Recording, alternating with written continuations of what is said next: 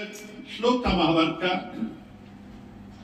छल ही छल का देवता, छल ही छल का पाप।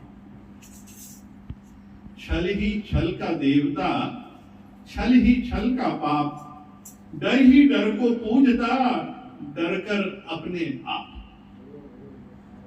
देखो, ये व्यक्ति की स्थिति को उन्होंने बताया जब ये दुर्योधन सामने आए और किस तरीके से उनकी जो एक्टिविटीज थी और किस तरीके से वो उनके आचरण थे। क्योंकि ये जो छल है, अगर एक बार छल का जीवन आ गया तो वो जो मनुष्य है वो छल को ही देवता बनाएगा। और वही छल जो है जिसको देवता बनाया, धीरे धीरे वो छल पाप स्वरूप हो जाएगा। इसीलिए कहते हैं छल ही छल का देवता, छल ही छल का पाप। तो ये जो छल है ये जीवन भर, और ये डर की वजह से होता है, क्योंकि जो डरपोक है वही छल करता है। और इसीलिए कहा कि डर ही डर को पूछता।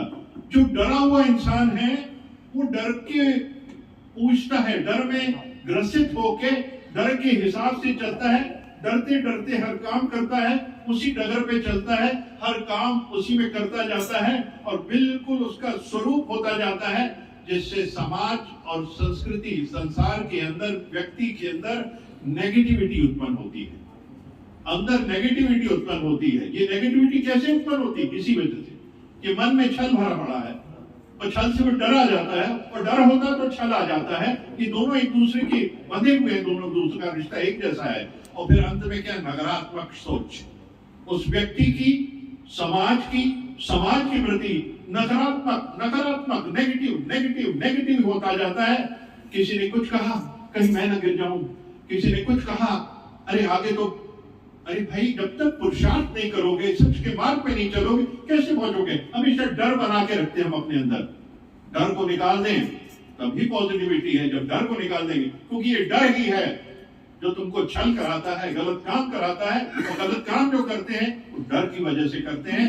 इन दोनों से बचना है। भगवान उसमें यही समझाया उन्होंने, इन दोनों से बचें, क्योंकि दोनों एक दूसरे से लिंक है। इसको हमको बचना, और बचना, डर और